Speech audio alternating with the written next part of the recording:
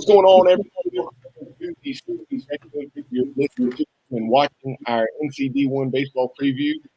As opening day is just over a week away, we've caught up with several coaches from around the state, and we're winding down with our preview and got a few more coaches to chat with. And right now, very excited to be joined by the longest tenured coach in the state of North Carolina, entering his 26th season at his alma mater, Elon head coach Mike Kennedy. Coach, we appreciate your time this morning.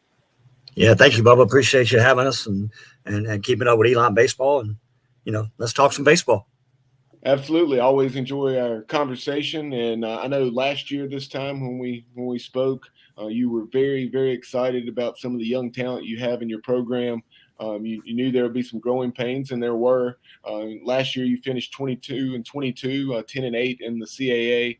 But you really saw some strides late in the year, with wins over the likes of, or series wins, I should say, over College of Charleston twice, and then also UNC Wilmington and Georgia Southern.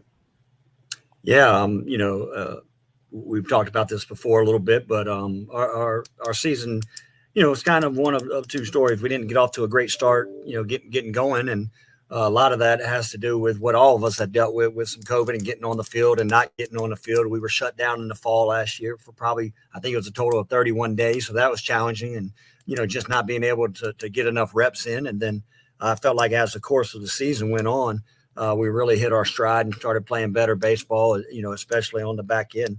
Those clubs you mentioned are all quality clubs, and we're playing good baseball for the most part at the time that we ran into them. So, we felt good about how we finished, and, hopefully we can get off to a little bit better start this year and see where it takes us. So before we really dive into this year's roster, going back to last season and, some of those series wins over those clubs that I mentioned, teams that are perennially, vying to be in the tournament or in the tournament in the case of UNC Wilmington. This is a program that's had a lot of success down through the years. So, what are some of those things before we talk about some of the specific personnel that this club and program are going to have to do to get back into the NCAA tournament and winning championships? Yeah, I think the biggest thing is trying to compete midweek, being a little bit better, having a little more depth, and being able to compete a little more midweek. We've been fairly competitive, obviously, in our league, having won it in 19, and then 20 we got shut down. And last year we were 10-8, finished second in the South, which obviously is probably the stronger division in our league when they separated it due to COVID.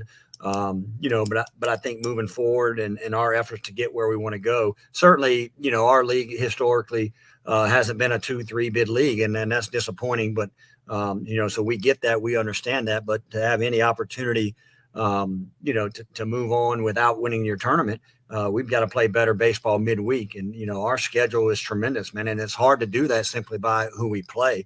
When you're talking the likes of East Carolina home and home, and, Wake Forest home and home, and NC State and Carolina. And then we've got a Notre Dame team that, was a game away.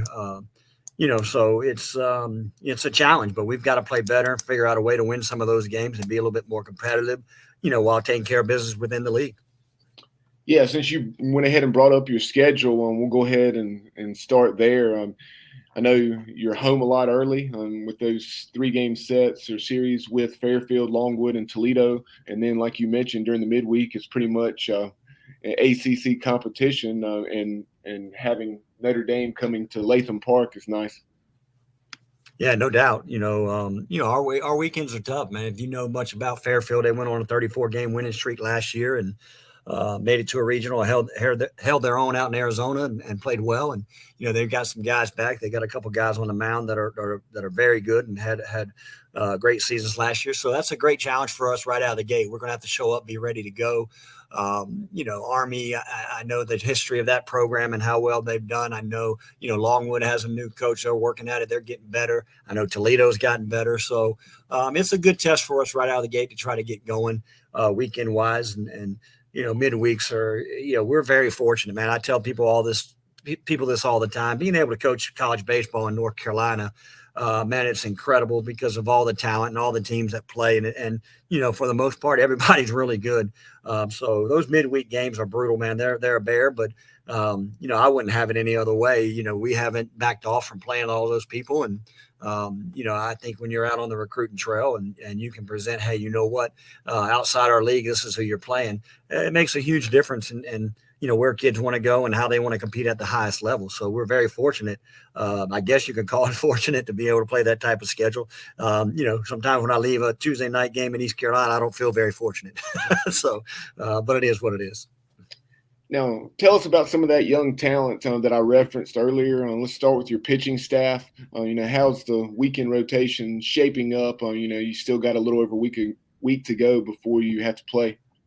Yeah, we do, man. And we need every bit of that week to try to figure it out. We've got some guys competing. It's kind of been this preseason has probably been the most enjoyable I've had in probably 5-6 years in terms of competition, because we have a lot of guys battling for spots. And, I think we'll even get into the season before we settle on who pitches where. I think that's going to be a challenge of ours, is trying to figure out who goes where and, what pieces we put where and how that will affect our ball club moving forward.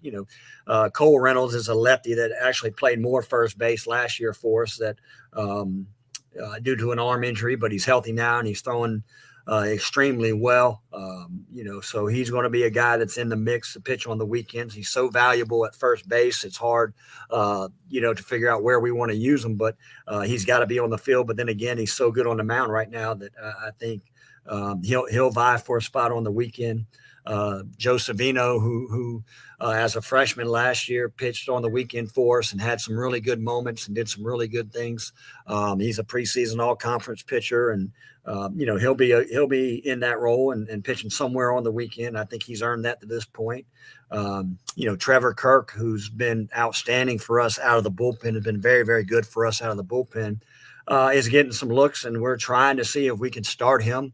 I don't know if our roster or our staff will allow us to do that. He's so valuable in the back end of our bullpen, but we're going to try that early. And, it might be a situation where, he gets moved to the back end simply because it's just more valuable for our team. But he's very capable. His stuff is outstanding. He's pitching extremely well for us. Brian Edgington has been somewhat of a staple. He was a little bit up and down last year. We're trying to get him to be a little more consistent, but he's had a great preseason. And, being an older guy, I know his mindset is, hey, I want to win a job. And he's going out and competing every weekend right now in preseason and putting his staple on a spot. So we got a lot going on in terms of that rotation. A lot of guys vying for a spot in there. And then, some of our younger guys, Ben Simon, who's a freshman and got to pitch a lot for us last year. He'll have a role in some capacity, whether he starts midweek or he goes into the back end and helps us on the back end of the bullpen.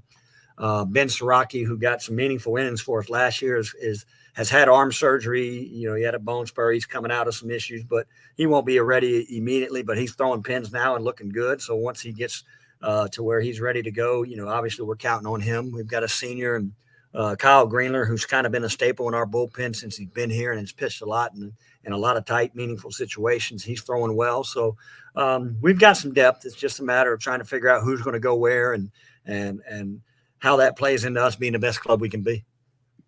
Yeah, that was actually going to be my next question regarding that depth, because obviously to contend for a conference championship, and then you referenced playing better in the midweek to be able to make your record, produce a record worthy of the NCAA tournament. That depth really comes into play. Yeah, no question. And kids want to pitch on the weekend. They get caught up in that. Hey, I want to pitch on the weekend. It's a big deal to pitch on the weekend. But your consolation prize here is if you don't pitch on the weekend, guess what? You're going against Carolina, NC State, Wake, and East Carolina. So that's that's just as important, and it means so much to the success of our ball club if we can get some quality midweek starts. Shifting over, tell us about your club positionally. Let's start off with the infield. Yeah, I think we're going to be a better club defensively. I think we'll be a little bit more consistent. I like where we're at defensively. We've got a couple kids, at third base battling for that spot. That job hasn't been won, and we've got a week to go, a little over a week to go. So we've got a grad transfer in Sam Frontino from Pitt, who's very good defensively, doing some really good things. And he's in the middle of a battle with a sophomore that we had here, Connor Offshack. So those guys got a big week and a half coming up. And but either one of those guys will be successful, I think, in some form or fashion in helping us win ball games. I think they're both solid defensively. They just got to be a little more consistent. And if they do that, I think we'll be fine over there. Connor Cooligan is a transfer. Coming in to play shortstop for us, and we're excited about where he is. He's not your typical flashy shortstop with all the actions. I mean, it's totally different than that, but he makes every play. Man, he's as steady as it goes, and we're kind of excited to have that. We've had some flair and some flash, and hadn't always worked out, so it's exciting to have a guy that maybe he's not caught up in that just goes out and makes every play. So we think he's solidified that spot for us, and we'll get a look there early season, and I don't see anything that says he can't do it and he won't hold on to that spot. Second base has been a little bit of a battle for us. We got a Vergantino kid who's come on really well here lately. He was injured last year, had Tommy John coming out of high school, and then hurt himself before he got here, went through a second Tommy John. And so he's just kind of been out of baseball for a couple of years trying to get himself healthy, and he finally is. And he's been fun to watch, man. He's created a great battle over at second base with Carlos Marte, and those two kids are going at it. And, again, they've got a week, 10 days or so, whatever it is, 9 days to get after it. And one of those guys will win that job, but both of those guys will play a role in some form or fashion in our success. I think both of those guys can slide over the short. They're interchangeable in some things that they can do, so they'll help our clubs in a lot of ways. I think Bergantino could slide to third if that becomes an issue as well. So we've got some guys who are interchangeable, can do some things. I think we're going to be much better defensively over there. Cole Reynolds is probably the best first baseman I've coached in my career. I've been doing this a long time, and for 20, I guess this is 27 now, and man, he's the best I've ever had over there. He saves our guys quite a bit. His ability to pick the baseball, his feet over there, his hands over there, incredible. And, he hit 292 as a freshman, doing some really good things. A little bit of a high strikeout total as a freshman, but what freshman doesn't go through some of that? And man, he's in a good place right now offensively. We're trying to balance that with his ability to be a weekend guy for us or a starter in some form or fashion. And that's going to be the challenge that we have to face, but he's terrific over there at first base. So those guys are all in the mix, man, and doing some really good things. And I think they've made our club better defensively. Shifting out to the outfield, if you would, tell us on what you return out there, and then also maybe what you have coming in and how those guys will factor in. Yeah, our leading guy is Aya Discernia, man. He had a terrific year last year, first team all-conference type player, had a great summer, built on that, had a great summer in Madison. He's getting a lot of attention, obviously, as a pro prospect and with the draft coming. So that's that speaks for itself. His numbers speak for themselves. Got some power, hits for average, doesn't strike out, all the things you want in a quality baseball player. So he'll lead that group out there. There's some good battles going on from that point on. Justin Casella is an unbelievable talent. He's really, really good. He's a preseason first team all-conference player, but he's been battling a back issue, and we really haven't had him on the field much of the preseason. So we're hoping that he'll be ready by the end of this week and maybe can get in some inner squads. If not, then he'll be a little bit delayed, but he's very talented. 6'5" runner, has some pop. Great arm. So he's a really good player. He too is a guy that, had a little swing and miss in there, but as a freshman last year, but man, the talent sticks out like a sore thumb. And, if he can iron out some things at the plate, I think he's going to be a terrific player for us. But, we've got a couple young guys. Charlie Granatel is battling like crazy. He's had a great fall. He's very competitive. Having competitive at bats for us and making us think about him as well. And so he'll get some looks. We got a kid, Alex Duffy, who will play some first base when Cole's pitching, but also could play some left. He's a freshman as well, true freshman. And he's probably been our most consistent bat from the time we started back in September to now. And it's been impressive watching him grow as a hitter. And I think he's earned his way into the mix and getting some opportunities early in his career. And I think he's going to be a great hitter before he leaves here. We've got a couple other catchers, man. It's kind of challenging. We got 4 catchers that need to be on the field somewhere, but they all can't play at the same time. So it's going to be interesting. Luke Stevenson is a transfer from Xavier. Man, he's got some pop in his bat from the right side, which, we've kind of missed a little bit in our ballpark. It plays to advantage to have somebody to do that. So he had a great fall. I think he hit over 400 in the fall, led our team in home runs. He's leading our team in home runs in the preseason. So he's doing a lot of good things. We just got to find out where to put him on the field, but we got to get that bat in the lineup. So he could play some left. Willie Havens is a veteran guy for us. He's had some big moments for us, had a big home run, at Wake Forest to beat them last year, got some serious pop from the left side. Got to get him on the field as well. And those guys, he's battling for some time at left and DH. And so all those guys are in the mix, and we kind of like it. I think we'll be more of an offensive club when it pertains to our outfield, and then probably have to make some switches late in the game and put a defensive lineup in. Final thing for you, Coach, is you may be aware, I know you're certainly aware of the excellent job that D1 Baseball and that they do covering the sport, but specifically starting back in the fall, Mike Rooney, every Sunday night they do fourth coach conversations. So just talk about that topic in a general sense, and it's a shame that I think sooner or later we'll get that done for the game. Yeah, it's been a long time coming, and every coach you talk to is like beating a dead horse. We all get it, we all understand it, we all know how important it is. I can't help but to watch a college basketball game and see 10 guys over there in suits, or now they're letting them wear something a little different, and look out on our field and we've got 3. It just makes no sense. And I think obviously we're all biased. We're in the mix, and we know that we're coaching 35 for the most part, now 40 at times. And 3 guys just aren't, it isn't enough. It's not right. It's not fair. And, but life isn't always fair, but I know the push for that is out there. I know the right people are pushing for it. And so hopefully we'll be able to get to that point very, very soon. It needs to be done, and it needs to be done for a lot of reasons.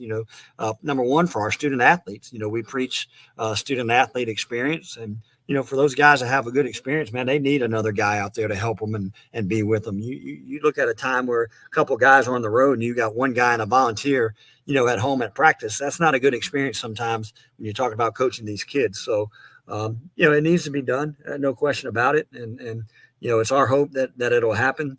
And then it's going to benefit our business, man. And, getting some of these younger coaches involved and out on the road and paying them for the hard work. There's it blows me away, all the hard work that these volunteers do. And we just don't treat them right in terms of being able to compensate them. It's just not right. Yeah, no doubt. Some excellent thoughts there. And that's something I really wanted to get your opinion on with your longevity in the game. And I knew you would have a strong opinion there, and appreciate your thoughts. But Coach, as always, appreciate your time. Really enjoyed the chat, and best of luck to you in the Phoenix this season. And we look forward to having you back. Yes, sir, Bubba. Thank you, man. Anytime, just give me a shout. We'll get it set up. But I appreciate you covering Elon baseball and D1 baseball, man, and what you do for us. I appreciate it.